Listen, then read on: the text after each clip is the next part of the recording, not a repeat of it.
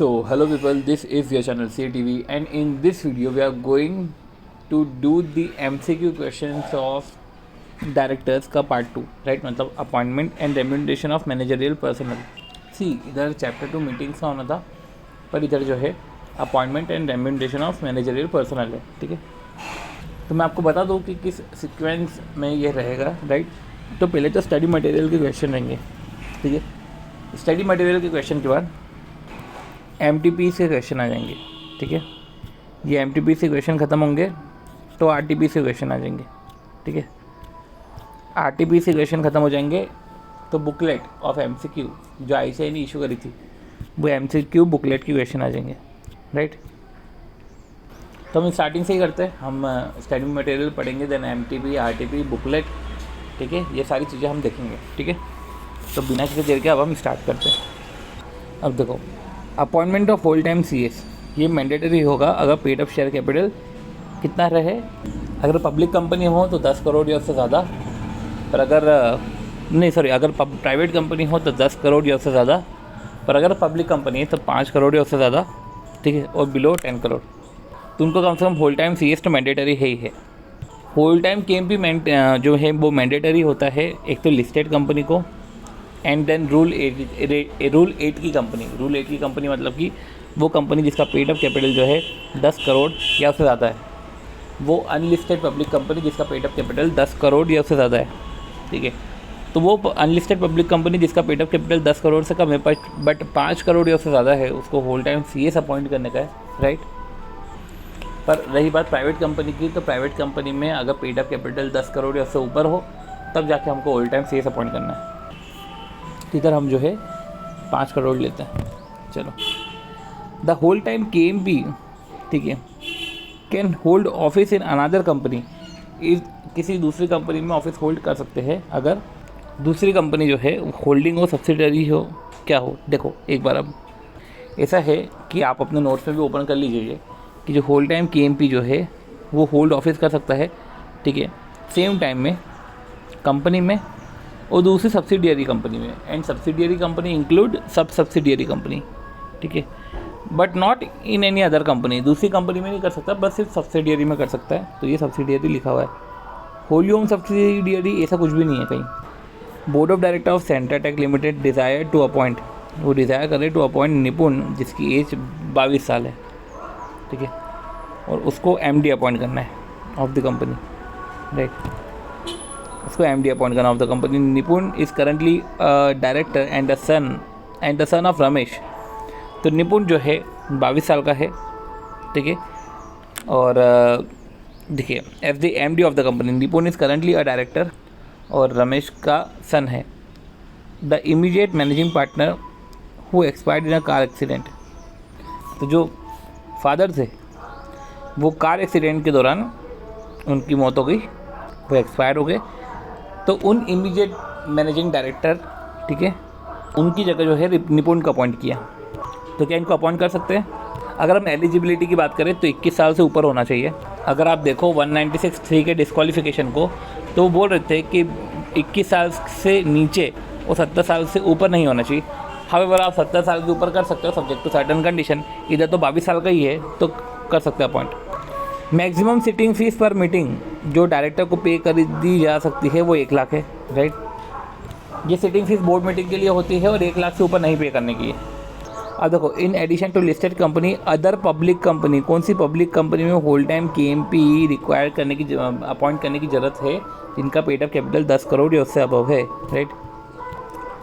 It is permissible for whole time KMP of a company to hold the office of a director in any company. तो whole time KMP hold कर सकता है office of the director in any company बशर्ते वो company सिर्फ subsidiary company हो. और point ये है कि इधर जो है इनको ऑर्डिनरी रिजोल्यूशन, स्पेशल रिजोल्यूशन इनकी ज़रूरत भी नहीं है, बस सिर्फ बोर्ड रिजोल्यूशन की ज़रूरत है. चलो अगला, the total managerial remuneration payable by public company to its director और including MD whole time director manager in any financial year. जो मैनेजरियल रेम्यूनरेशन है वो इससे ज़्यादा नहीं होना चाहिए. Shall not exceed -% of net profit. तो डायरेक्टर को जितना भी रेम्यूनरेशन पे करे including MD whole time director manager, तो 197 सेक्शन पता ही है आपको कि नन ऑफ द अबव है, क्योंकि इधर 11% होना चाहिए था। अब अगला कि due to non compliance of certain requirement, कि कुछ नॉन कंप्लायंस हुआ सर्टेन रिक्वायरमेंट का under companies act, not amounting to fraud, मतलब कि नॉन कंप्लायंस हुआ है but not amounting to fraud, ये इसका मतलब ये नहीं कि फ्रॉड हुआ, ठीक है। A company was required to restate its financial statement, अब कुछ नॉन कंप्लायंस हुए हैं not amounting to fraud but company was required to restate its financial statement for the financial year 16-17 during the current year, ठीक है। अब financial statement को restate करें तो हमको ये पता चला कि MD of that period is now retired which was excess paid remuneration to the extent of 5 lakh. तो रीस्टेट करते समय लगा कि यार एमडी को तो ज़्यादा पेमेंट कर दिया 5 लाख का। देखो ये पर्टिकुलर सेक्शन जो है वो सेक्शन 199 है, ठीक है। सेक्शन 199 अगर आप अपने नोट्स में देखें तो मैं बता दूं आपको कि जो रीस्टेटमेंट ऑफ फाइनेंशियल स्टेटमेंट होता है, ठीक है, और आपको उससे लग रहा है और ड्यू टू फ्रॉड और नॉन कंप्लायंस, देखो ज़रूरी नहीं है कि फ्रॉड हो, नॉन कंप्लायंस से भी जो है हो सकता है, ठीक है। फिर ऐसे केस में आपको लग रहा है कि रिकवरी करनी है कुछ पास्ट या प्रेजेंट एमडी जिनको सच रेम्यूनरेशन रिसीव हुआ है और ये लग रहा है कि ज़्यादा है रेम्यूनरेशन, तो ऐसे केस में रिकवरी करो, ठीक है। ये रिफंड की लायबिलिटी एक उनकी एडिशनल लायबिलिटी है, तो ऐसा बोलते हैं कि MD, whole time director, manager, CEO सब आ जाते हैं, ठीक है। तो एक्सेस अमाउंट तो रिकवर करेंगे, यही आंसर है, irrespective whether the present at present he is MD और नॉट, मतलब कि भले ही वो प्रेजेंट में एमडी हो या नहीं हो हमको नहीं पता, पर हम रिकवरी तो करेंगे, ठीक है। The 5 director of non listed public company, मतलब unlisted company, are being paid 40,000 each, जिसको जो है 40,000 पे करा गया है sitting fees for every meeting, पर 2 इंडिपेंडेंट डायरेक्टर है, शेयर ऑल्सो भी पेड नॉट लेस देन 40,000, क्योंकि उस इंडिपेंडेंट डायरेक्टर की भी जो है सिटिंग फीस ऑर्डिनरी डायरेक्टर से कम नहीं हो सकती। अगर आप देखो तो fees of independent director and women director, तो fees of independent director, women director, ठीक है। अब देखो वो सबसे पहले तो should not be less than the sitting fees to other director. तो देखो पॉइंट ये है कि इंडिपेंडेंट डायरेक्टर, वुमेन डायरेक्टर की सिटिंग फीस दूसरे डायरेक्टर से कम नहीं होनी चाहिए, पर इंडिपेंडेंट डायरेक्टर, वुमेन डायरेक्टर की एक दूसरे से कम चलेगा, पर अदर डायरेक्टर से कम नहीं होनी चाहिए। तो ऐसे केस में आंसर आएगा 40,000। अगला question, a whole time director can be appointed और रीअपॉइंटेड फॉर अ टर्म। आप होल टाइम डायरेक्टर को अपॉइंट किया या रीअपॉइंट करें फॉर अ टर्म, तो ऑब्वियसली बात है कि ये अपॉइंट रीअपॉइंट 5 साल के लिए होता है। अगर आप देखो अपॉइंटमेंट वाला तो 5 ईयर का अपॉइंटमेंट होता है और 4th ईयर के एंड ऑफ मतलब कि लास्ट ईयर में इनका रीअपॉइंटमेंट होता है, ठीक है। मतलब reappointment after 4 year and before 5th year. तो ये अपॉइंटमेंट ऑफ मैनेजरियल पर्सनल का बोल रहे हो, मैनेजरियल पर्सनल में MD, whole time director, manager, ठीक है, ये तीनों आते हैं। अप्रैल 19 एमटीपीज। अब एमटीपी देखते हैं कि मिस्टर रमन जो एमडी है of SLR, he was propose to be appointed as director in the same company, ठीक है। तो एमडी है is propose to be appointed as director in the same company, ठीक है। Mister Raman got better opportunity to join the other company alternate limited, he left the office of MD, state the correct legal position as to holding of office, ठीक है। देखो अगर आप whole time KMP हो, जो भी अपन ने पढ़ा था, राइट, तो आप ऑफिस होल्ड कर सकते हो अदर कंपनी में, पर अदर कंपनी सब्सिडियरी इंक्लूडिंग सब सब्सिडियरी यही होना चाहिए। अब पॉइंट ये है कि उसे एमडी अपॉइंट किया गया था, ठीक है। अब देखो वो एमडी है एसएलआर का, he was propose to appoint as director in the same company, better opportunity मिली तो उसने अल्टरनेट को ज्वाइन करा, he left the office of managing director of SLR. अब जब उसने अगर लेफ्ट कर दिया है तो ऐसे कैसे अब तो कर सकते ना, राइट, तो he can hold the directorship. अगले क्वेश्चन की तरफ, mister Rough Tough was appointed as MD in the government company. लो गवर्नमेंट कंपनी की बात आई तो सेक्शन 196 की बात आएगी, क्योंकि मैं आपको बता दूँ कि गवर्नमेंट कंपनी में क्या सीन होते हैं। जैसे हम बोलते हैं ना कि पहले बोर्ड मीटिंग होना चाहिए, फिर जनरल मीटिंग में अपॉइंटमेंट होना चाहिए, तो ये सब चीज़ें गवर्नमेंट कंपनी में नहीं लगती, ये मीटिंग वाला तरीका। और रही बात जो अपॉइंटमेंट ऑफ 5 ईयर्स है, ये भी गवर्नमेंट में नहीं लगता, मतलब अपॉइंटमेंट और कितने टाइम के लिए अपॉइंटमेंट कर रहे हैं ये गवर्नमेंट कंपनी पे नहीं लगता। तो यही बोला गया है कि he was 70 years with good experience in the field of finance, appointed for 6 year. तो देखो 6 साल के लिए अपॉइंट हुआ है, तो हो सकता है हमको कोई दिक्कत थोड़ी ना, ये कैन नॉट तो रहने दो, ठीक है। और हो सकता है स्पेशल रिजोल्यूशन पास करेगा, ये सब फैक्टर भी इधर नहीं लगते, ठीक है। मतलब स्पेशल रिजोल्यूशन लगता भी होगा, लगता है, पर नॉट एक्सीडिंग 5 ईयर्स। ये सीन नहीं है कि नॉट एक्सीडिंग 5 ईयर्स। देखो स्पेशल रिजोल्यूशन के क्राइटेरिया अलग होते हैं भाई। प्राइवेट कंपनी में तो आपको 5 साल के लिए अपॉइंट कर सकते हो, गवर्नमेंट कंपनी में तो ऐसा कोई नाटक है ये भी नहीं, मतलब आप 5 साल से ज़्यादा पे भी अपॉइंट कर सकते हो। पर वही लिखा हुआ है, तो ऐसा है समझो, बोर्ड मीटिंग का अप्रूवल, जनरल मीटिंग में अप्रूवल लेना पड़ता है, ये सब चीज़ें इधर तो नहीं लगती, गवर्नमेंट कंपनी पे तो नहीं लगता, राइट। पर पॉइंट ये है कि आपका अपॉइंटमेंट अगर शेड्यूल 5 पार्ट 1 से वैरी करता है, मैं ये बोल रहा हूँ क्योंकि शेड्यूल 5 पार्ट 1 जो है वो एलिजिबिलिटी के बारे में बताता है, ठीक है। और आपका अपॉइंटमेंट अगर शेड्यूल 5 पार्ट 1 से वैरी करता है, तब जाके आप जो है सेंट्रल गवर्नमेंट से अप्रूवल लेते हो, ठीक है। MR2 में जो है आप अप्लाई करते हो 90 डेज़ के अंदर और सेंट्रल गवर्नमेंट से अप्रूवल लेते हो। एक अपन ने वहाँ पे पढ़ा है सेंट्रल गवर्नमेंट से अप्रूवल, ठीक है। ये क्वेश्चन उस मुताबिक अच्छा हो जाता है क्योंकि हमने ये तो पढ़ा कि गवर्नमेंट कंपनी पे ये एप्लीकेबल नहीं होता। इनफैक्ट हमने ये भी पढ़ा है कि 5 साल से ज़्यादा के लिए भी अपॉइंट कर सकते हैं। तो ठीक है, ये जो पर्टिकुलर पॉइंट है, ये पर्टिकुलर पॉइंट हम जो है नोट डाउन कर लेते हैं कि 5 साल से ऊपर पे अपॉइंट हो सकते हो, पर पॉइंट ये है कि स्पेशल रिजोल्यूशन लगेगा, ठीक है। और वेयर अगर रिजोल्यूशन पास नहीं हुआ है तो सेंट्रल गवर्नमेंट अपॉइंट करेगा ऑन एन एप्लीकेशन, क्योंकि बोर्ड एप्लीकेशन देगा एंड देन जो है सेंट्रल गवर्नमेंट अपॉइंट करेगा। ये पर्टिकुलर पॉइंट एक बार हमको लॉ में भी देखना पड़ेगा, तो एक बार जो है इसको हमको देखना पड़ेगा प्रॉपर कि किधर दे के रखा है ये, ठीक है। तो अभी तो यही समझते हुए हम जो है बढ़ते हैं आगे। अगला क्वेश्चन देखो, उसके बाद MTPs में तो और कोई क्वेश्चन आया नहीं, डायरेक्ट अब हम जो है RTP की बात करते हैं। क्या बोला कि जो Sunila interior decorator and furnitures limited which has not limited public company which has not access the primary market so far, unlisted public company है, is required to appoint whole-time KMP in the view of the fact that it has surpassed the threshold limit। उसने अपने threshold limit को सरपास कर दिया, मतलब कि जो paid up capital है वो 10 करोड़ से ऊपर है, ठीक है। तो KMP का अपॉइंटमेंट का जो पर्टिकुलर लिमिट थी वो है 10 करोड़ या उसके ऊपर, ठीक है। तो अभी अपन ने क्या देखा कि अगर 10 करोड़ या उससे ज़्यादा की पेड अप कैपिटल होती है तो ऐसे केस में होल टाइम KMP तो अपॉइंट करना है। 10 करोड़ के नीचे और 5 करोड़ या उससे ज़्यादा है तो ऐसे केस में जो है आपको होल टाइम CS अपॉइंट करना है, ठीक है। तो इन्होंने सरपास कर दी थी लिमिट, ठीक है, विच नेसेसिटेट सच अपॉइंटमेंट। अब one of the 3 whole time KMP which it is obligated to keep on roll out of one of the 3 नहीं, out of the 3 whole time KMP which it is obligated to keep on roll, it has already appointed MD and CS appoint करके रखा है। From the given option choose the third KMP। देखो KMP में क्या होता है, MD whole time director, ठीक है, one second, MD CEO manager और in their absence whole time director, ये होगी पहली कैटेगरी। दूसरी होल टाइम जो है CS, तीसरा CFO, ठीक है।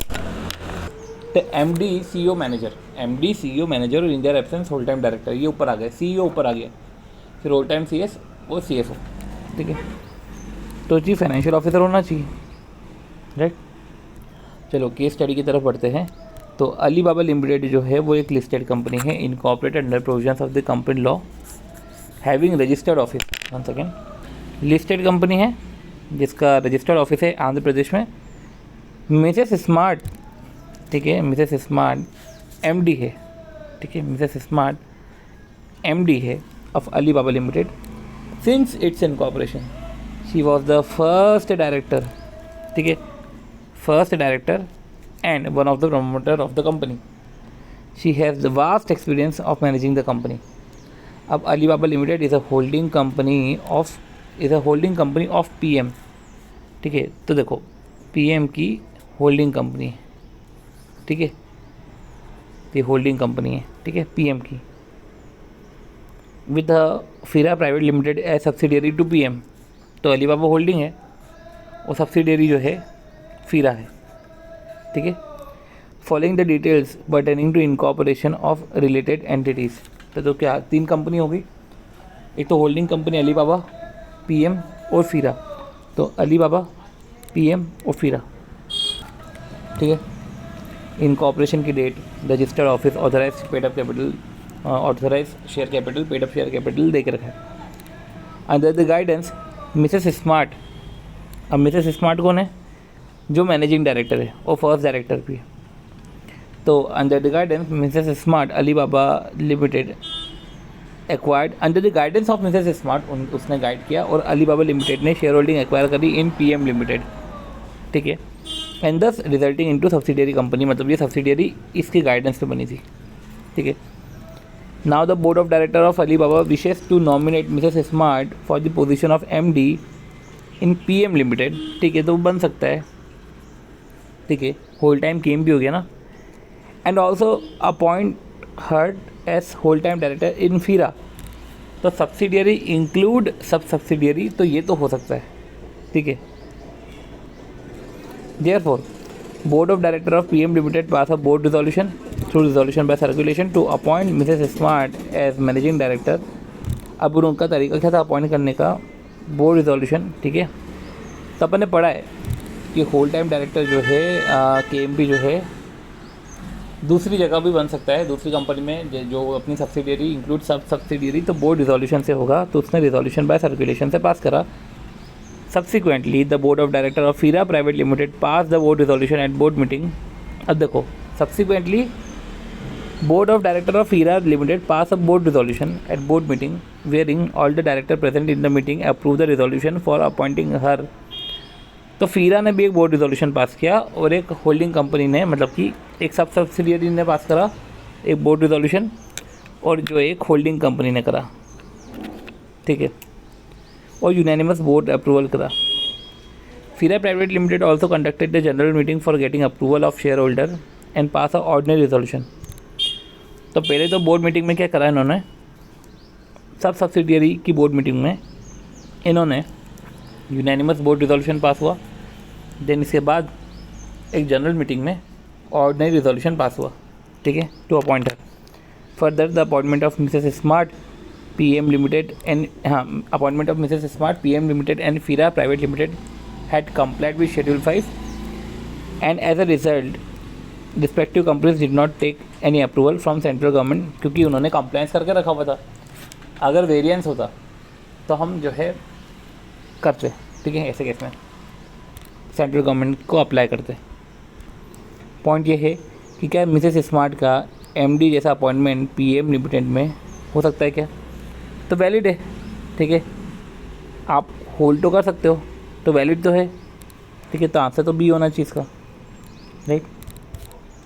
देखो 1 सेकेंड, आंसर ए है, पर एक बार मतलब कि 1 सेकेंड, अभी तक एक बार हम जो है आंसर पढ़ते हैं। Invalid as no appointment was made and approve by resolution pass at board meeting with the consent of all the director present at the meeting supported by general meeting.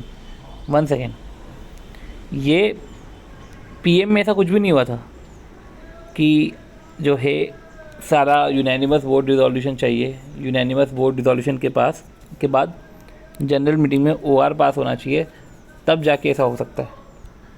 तब ये पॉइंट है समझने का कि जब एक MD दूसरी जगह अपॉइंट हो रहा है तो क्या यूनानिमस बोर्ड रिजोल्यूशन चाहिए, और क्या ऑर्डिनरी रिजोल्यूशन उसके बाद पास होगा जनरल मीटिंग में। एक बार ये देख लेते हैं, ये प्रोविजन टच करने में नहीं आया। अब ऐसे केस में जो है अपने को 203 सब सेक्शन 3 को थोड़ा सा प्रॉपर तरीके से पढ़ना पड़ेगा, ठीक है।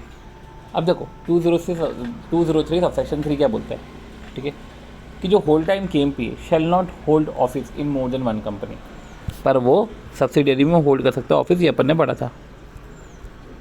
तो whole time KMP hold office कर रहा है, ठीक है, सेम टाइम पे वो कंपनी में और इंक्लूडिंग सब्सिडियरी और इंक्लूडिंग सब सब्सिडियरी में होल्ड कर सकता है, पर किसी दूसरी कंपनी में नहीं कर सकता। ये मैं होल टाइम KMP की बात कर रहा हूँ, ठीक है, पर ये बोल रहे हैं अ KMP वो कोई डिसइंटाइटल नहीं है। अगर होल टाइम कंपनी को, होल टाइम KMP को किसी दूसरी जगह भी होल टाइम KMP बनना है तो उसके लिए जो है इसको चाहिए रहता है बोर्ड मीटिंग में बोर्ड रिजोल्यूशन पास कराना रहता है, ठीक है, और दूसरी कंपनी में वो कर ही नहीं सकता सब्सिडियरी और सब सब्सिडियरी को छोड़ के। पर जो KMP है अगर उसको डायरेक्टर बनना है तो डायरेक्टर बन सकता है। तो आप समझ रहे होंगे कि आपको डायरेक्टर बनने से नहीं रोका, ठीक है, पर आप होल टाइम KMP की पोजीशन 2 से ज़्यादा में होल्ड नहीं कर सकते, राइट। पर हाँ, आपको डायरेक्टर बनने से तो किसी ने नहीं रोका, राइट। आप डायरेक्टर जो है किसी भी कंपनी में बनाओ, कोई दिक्कत नहीं। अब पॉइंट ये है कि होल टाइम KMP में तो MD भी आ जाता है, ठीक है, मतलब MD भी दूसरी कंपनी में MD बन सकता है, राइट। तो एमडी इसलिए क्योंकि जो एमडी है वो होल्डिंग कंपनी में, ठीक है, एमडी थी, अब उसको सब सब्सिडियरी में एमडी बना रहे। तो ये बोल रहे हैं कि किसी दूसरी कंपनी में एमडी मैनेजर हो और हमारी कंपनी में वो आप एमडी बन रहे हो, कि किसी आप दूसरी कंपनी में एमडी मैनेजर हो और आप हमारी कंपनी में एमडी बन रहे हो, तो if a person is MD manager in other company and appointed as MD in a company, तो सबसे पहले यूनानिमस वोट रिजोल्यूशन चाहिए, ठीक है, और बाद में उस जो है सब्सिक्वेंट जनरल मीटिंग में ऑर्डिनरी रिजोल्यूशन भी चाहिए। मतलब कि यूनानिमस वोट रिजोल्यूशन और बाद में जनरल मीटिंग में ऑर्डिनरी रिजोल्यूशन लगेगा, तब जाके जो किसी दूसरी कंपनी में एमडी मैनेजर है वो हमारी कंपनी में एमडी बन सकता है, राइट। देखो तो आप समझो, होल टाइम केएमपी तो हो गया हमारा। तो देखो जो मिसेस स्मार्ट थी वो अगर बात करें तो वो एमडी थी अलीबाबा लिमिटेड में। अब वो एमडी थी अलीबाबा लिमिटेड में, उसको पीएम में भी जो है एमडी जैसे अपॉइंट कर रहे हैं और फीरा प्राइवेट लिमिटेड में होल टाइम डायरेक्टर जैसे अपॉइंट कर रहे हैं, ठीक है। तब भी अपन एमडी की बात करते हैं। तो एक किसी कंपनी में आप एमडी मैनेजर हो तो हमारी कंपनी में एमडी तभी बन सकते हो, राइट, जब यूनानिमस वोट रिजोल्यूशन पास हुआ हो। तो इस कारण से जो है इसका अपॉइंटमेंट इनवैलिड हो जाता है, क्योंकि यूनानिमस वोट रिजोल्यूशन तो उन्होंने पीएम में पास ही नहीं करा, ठीक है। पर हाँ, जब होल टाइम डायरेक्टर अपॉइंट करना था सब सब्सिडियरी में, तो उधर उन्होंने बाकायदा बोर्ड रिजोल्यूशन पास किया एंड उसके बाद जो है यूनानिमस बोर्ड रिजोल्यूशन के बाद जनरल मीटिंग में ओआर भी पास किया।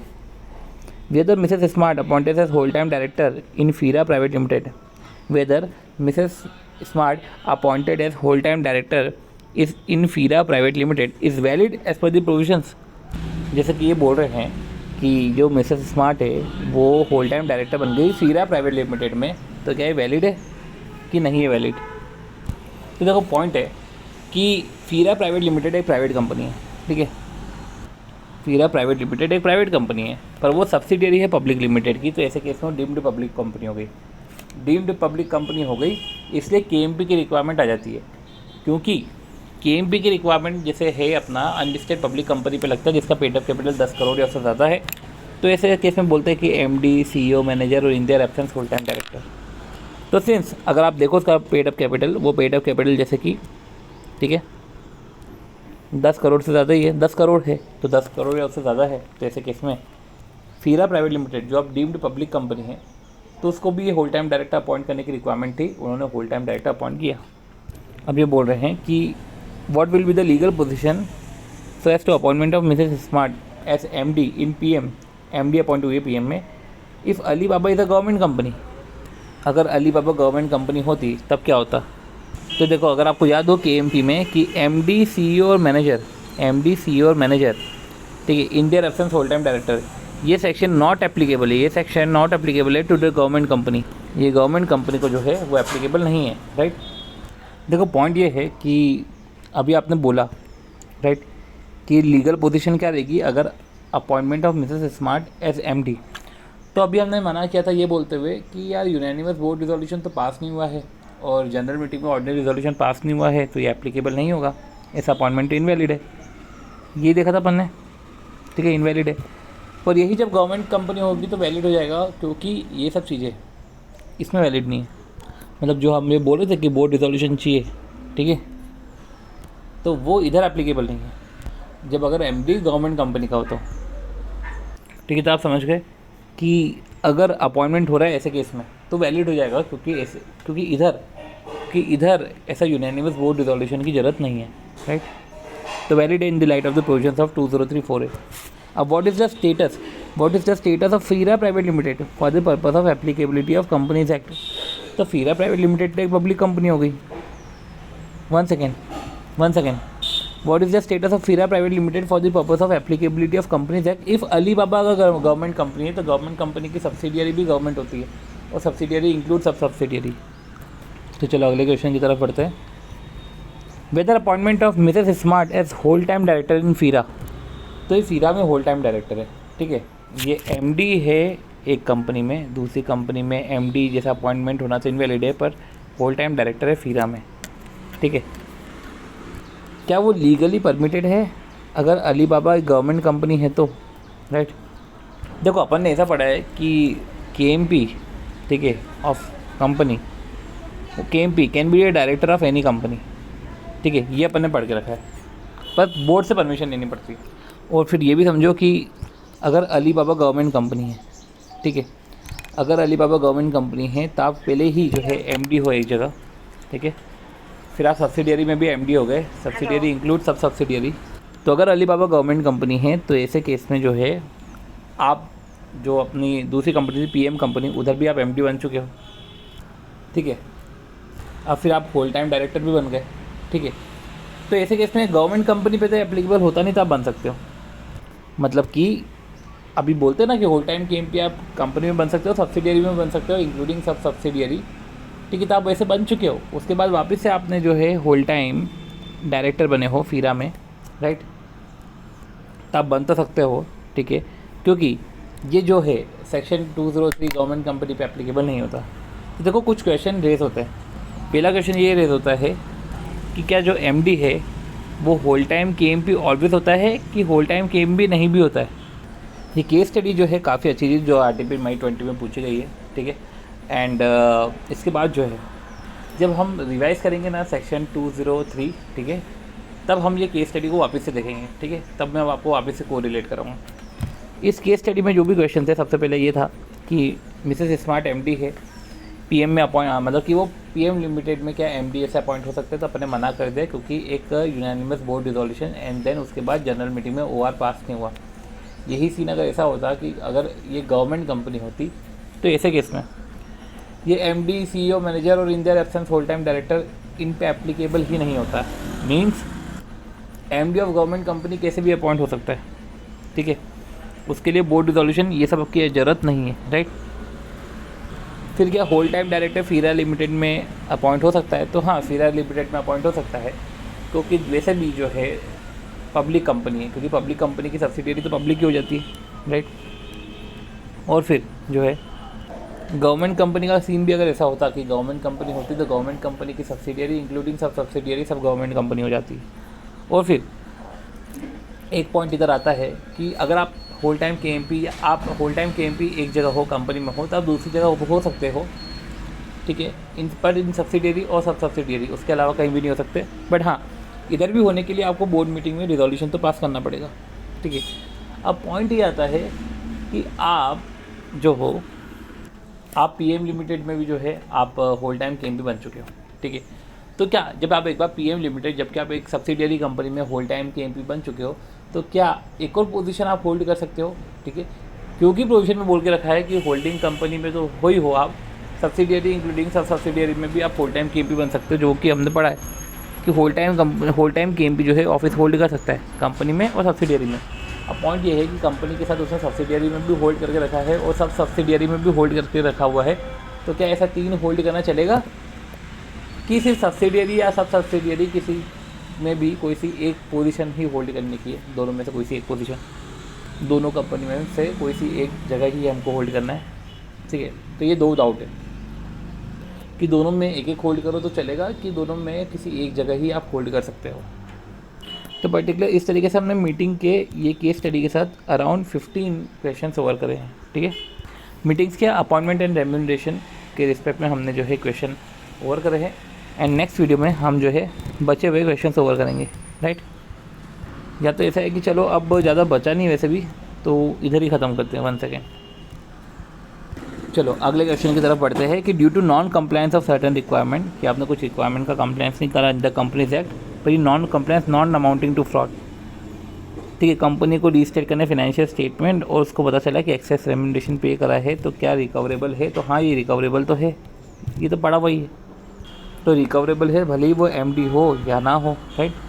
फिर अगला क्वेश्चन है कि जो केपेबल लिमिटेड है उसने अपॉइंट किया विकास को as MD of the company, board of director interested him some powers. अब विकास, तो जो विकास है is not ready to do administrative act जो बोर्ड ने ऑथराइज करे हैं, ठीक है, keeping in view that he shall be interested with substantial power. देखो विकास ने मना कर दिया कि मैं एडमिनिस्ट्रेटिव एक्ट नहीं करूँगा ऑथराइज बाय बोर्ड, ठीक है। Keeping in view that he shall be interested with substantial power of the management decided the act of which mister Vikas can undertake. तो मेरे को बताओ कि उसने एडमिनिस्ट्रेटिव एक्ट करने से मना कर दिया। जो मैनेजिंग डायरेक्टर होता है, अगर आप देखो डेफिनेशन में सेक्शन 2 सबसेक्शन 54, और होल टाइम डायरेक्टर और मैनेजर, मैनेजिंग डायरेक्टर वो होता है जिसको सब्सटेंशियल पावर रहते हैं to management the affairs, managing director के पास सब्सटेंशियल पावर, ठीक है। मैनेजर जो होता है, ठीक है, इसका मैनेजिंग डायरेक्टर के पास तो सब्सटेंशियल पावर है टू मैनेज द अफेयर्स। अब ये भी मैनेजर भी यही है कि वो मैनेज करता है होल और मैनेज करता है substantially the whole of the affairs. और होल टाइम डायरेक्टर इंटरेस्टेड होता है with day to day management, right. अब देखो अपन ने यही जो सब्सटेंशियल पावर है, इसको सब्सटेंशियल पावर मिलते हैं, तो ऑब्वियसली बात है कि सब्सटेंशियल पावर ऑफ मैनेजमेंट में आप डे टू डे एक्टिविटीज़ तो लाओगे नहीं, आप अफेयर्स को मैनेज कर रहे हो। आप एडमिनिस्ट्रेटिव मैनेज करने का तो ये थोड़ा ना कि आप खुद ही करने लग जाओ, ठीक है। तो ऐसे केस में रूटीन नेचर की एक्टिविटी आप करोगे नहीं, राइट। देखो क्या क्या चीज़ें नहीं करोगे, पहले हम ये देख लेते हैं। Sign and certificate of share, तो ये अपन ने पढ़ के रखा है कि साइन ऑफ शेयर सर्टिफिकेट, तो ये बिल्कुल कि शेयर सर्टिफिकेट पे साइन करना ना, ये नहीं करोगे आप। Draw and endorse negotiable instrument, ये चेक वेक फाड़ना, draw and endorse negotiable instrument, ये नहीं करोगे आप। Sign the financial statement of a company, ये कर सकते हो, sign the financial statement of a company and draw and endorse any cheque on account of company. तो देखो सिर्फ ये है कि sign the financial statement of company कर सकते हो। चलो section 196, you are a whole time director, आप जो है होल टाइम डायरेक्टर हो, आप कौन हो, होल टाइम डायरेक्टर हो of Choco Chips private limited, ठीक है। Wishes to appoint Mr Vanilla Sequeira as its MD, तो देखो you are a whole time director of Choco Chips private limited and wishes to appoint Mr Vanilla Sequeira as MD, और आप MD appoint कर रहे हो, ठीक है, आप एमडी अपॉइंट कर रहे हो, राइट। और मतलब ये केम भी हो गया, पर छोड़ो अभी वो सब तो छोड़ो, एमडी अपॉइंट कर रहे हो। देखो सुनो, एमडी होल टाइम डायरेक्टर और मैनेजर, ये तो मैनेजरियल पर्सनल होते हैं, राइट। तो यही इनकी ही अपॉइंटमेंट की बात कर रहे हैं। तो देखो you are a whole time director and wishes to appoint Vanilla its MD, जिसने एज कर ली अटेन 72 ईयर्स की। अब देखो 196(3) का डिस्क्वालिफिकेशन है, और जो है शेड्यूल देख रखा है आपको, शेड्यूल 5 पार्ट 1, ठीक है, उसकी भी एलिजिबिलिटी का क्राइटेरिया है, और उसमें ये बोला जाता है कि 21 से 70 साल के लोग होंगे, ठीक है। शेड्यूल 5 पार्ट 1 में तो ये भी नहीं बोला कि 70 साल के ऊपर पे अपॉइंटमेंट होगा तो स्पेशल रिजोल्यूशन लगेगा, बट उन्होंने ये बोल के रखा है कि 21 से 70 साल तक के लोग अपॉइंट हो सकते हैं। बट हाँ, ये बोला है कि कल को जो है कॉन्ट्रावेंशन करा है, तो ऐसे केस में आप सेंट्रल गवर्नमेंट से अप्रूवल लोगे। और 196 में भी ऐसे ही है कि आपको जो है स्पेशल रिजोल्यूशन पास करना पड़ेगा। अब देखो, however the board has got to know about the fact that no company shall appoint, board को पता चला कि नो कंपनी, कोई भी कंपनी शैल अपॉइंट और continue the employment of any person as MD who is below the age of 21 और attain the age of 70. You are requested by the board to evaluate the situation और suggest क्या वो MD जैसे appoint हो सकता है। देखो 70 के ऊपर अपॉइंट करना है तो ये तो 196(3) का डिस्क्वालिफिकेशन भी है, और शेड्यूल 5 पार्ट 1 के एलिजिबिलिटी क्राइटेरिया को भी फुलफिल नहीं कर रहा है।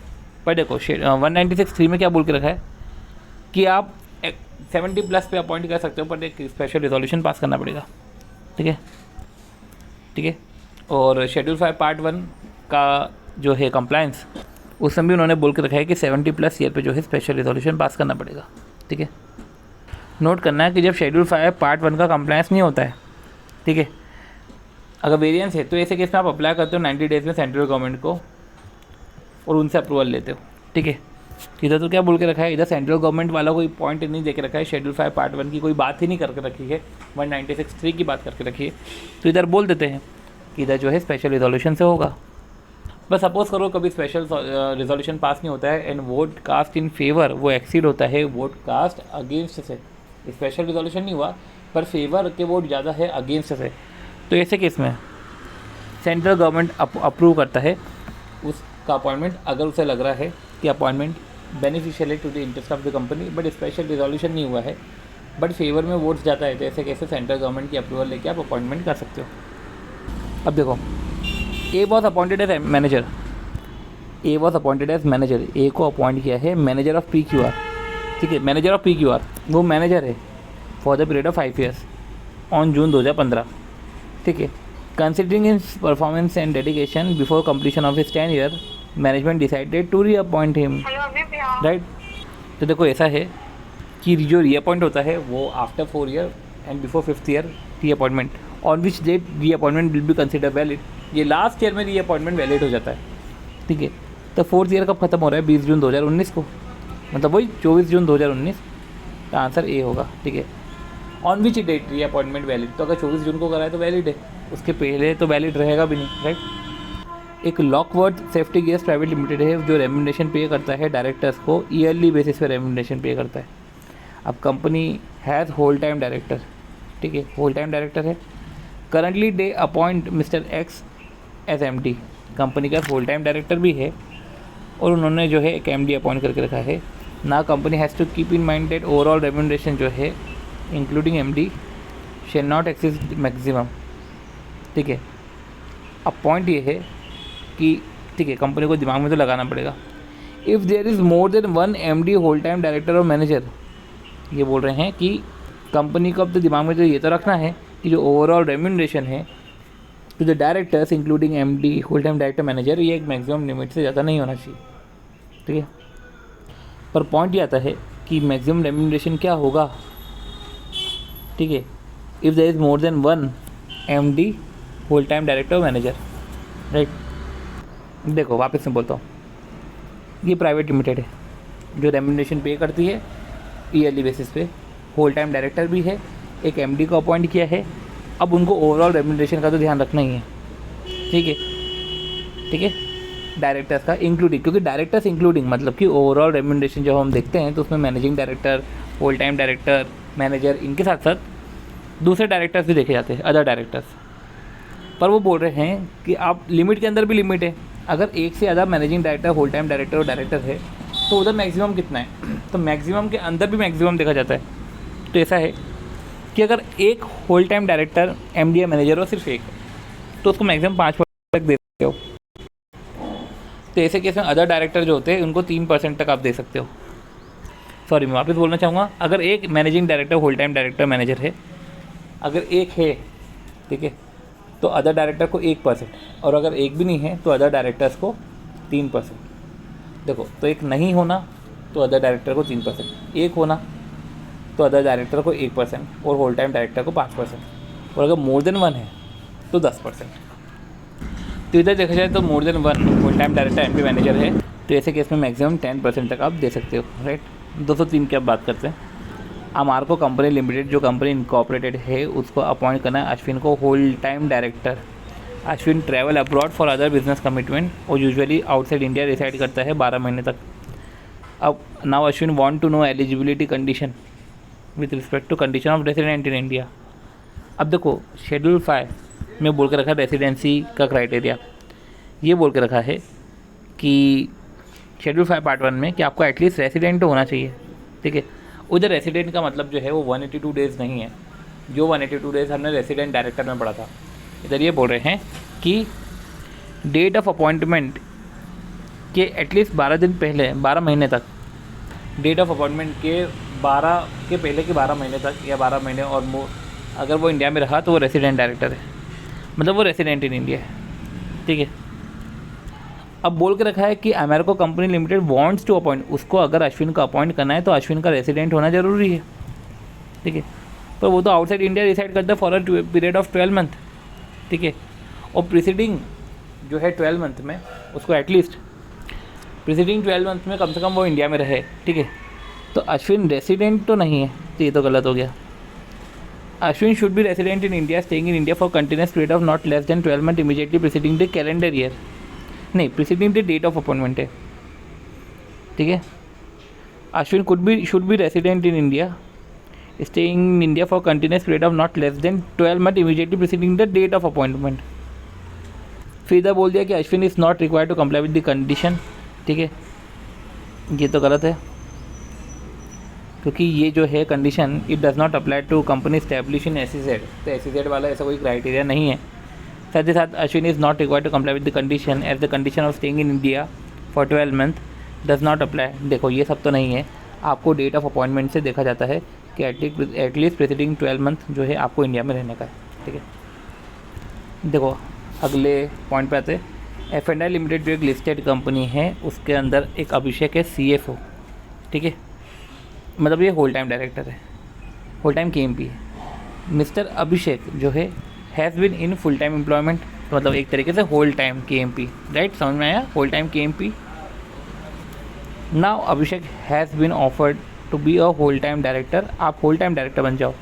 देखो MD CEO और मैनेजर और in their absence whole time director, आप होल टाइम KMP हो आप होल टाइम डायरेक्टर बनने का बोल रहे हैं, इन विच MN limited in which more than 51% held by F&I।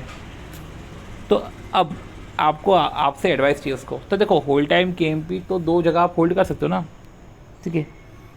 तो शेल बी एबल होना चाहिए सबसे पहले तो।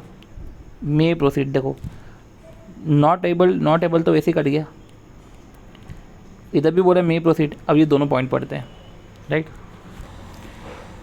तो ए वाला पॉइंट क्या बोलता है कि Abhishek may proceed with the offer of whole time director as KMP and shall not disentitled from being whole time director in any company after obtaining the permission. तो ये तो सही है, after obtaining the permission of board of director of F&I company, ठीक है, कि वो proceed कर सकता है होल टाइम डायरेक्टर MN का as KMP and shall not disentitled from being whole time director in any company.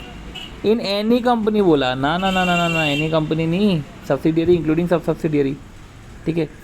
अब देखो Abhishek shall not be able to may proceed with the whole time director MN as that company is a subsidiary, इसलिए सिर्फ आप subsidiary में ऐसा कर सकते हो, सब में नहीं कर सकते यार।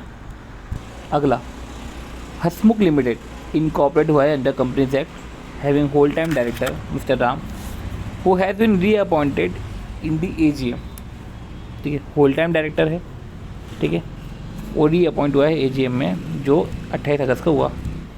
Mister Ram has served as whole time director of the company for nearly 4 year, 4 साल तक सर्व करें, and his tenure of office would expire on 24 दिसंबर। सी रीअपॉइंट करा 28 अगस्त 19 को, ठीक है। तब ये तो गलत हो गया ना, रीअपॉइंट कब करा? 28 अगस्त 19 को, ठीक है।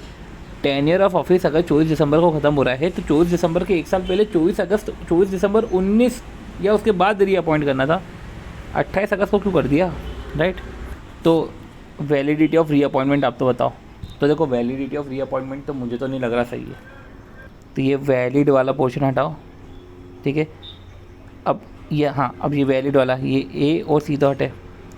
अब देखो ये बोल रहा इनवैलिड है, ठीक है। As no special resolution for reappointment has been made. Invalid का रीज़न क्या बोल रहे हैं कि स्पेशल रिजोल्यूशन पास नहीं करा, राइट, जबकि ऐसा तो है ही नहीं। इनवैलिड का रीज़न क्या है, ठीक है, कि reappointment can not be made earlier than, reappointment आप नहीं कर सकते earlier than 1 year before the appointment, ठीक है। चलो, MDH मसाला एंटरप्राइज लिमिटेड एक पब्लिक कंपनी है incorporate under companies act, is into the business of trading of, ठीक है, वेरियस चाट मसाला, ये पब्लिक कंपनी है। Mr Vinayak was appointed as the CFO, Vinayak को CFO अपॉइंट किया 2 जुलाई 17 को जो है CFO अपॉइंट किया, ठीक है। 2 जुलाई 17 को विनायक को CFO अपॉइंट किया by the board of director, ठीक है, कोई दिक्कत नहीं। In the upcoming board meeting scheduled on the, ठीक है, 30 April, right, mister Rinkesh as 55 साल was appointed as MD of the company. तो समझो मिस्टर विनायक CFO जैसा अपॉइंट हुआ 2 जुलाई को।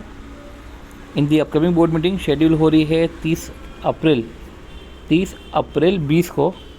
रिंकेश जिसकी एज 55 साल है was appointed as MD of the company, ठीक है। तो विनायक को CFO, रिंकेश को MD, ठीक है। The board of director also made reappointment for another term of 3 year in the set meeting, ठीक है। और बोर्ड ऑफ डायरेक्टर ने also made reappointment of another term of 3 year. तो समझो 2 जुलाई 17 था, 2 जुलाई 18, 19, 20, 2 जुलाई 21, ठीक है। तो 2 जुलाई 18, 19, 20, 21, 22, 2 जुलाई 22 तक इसका चलता, ठीक है।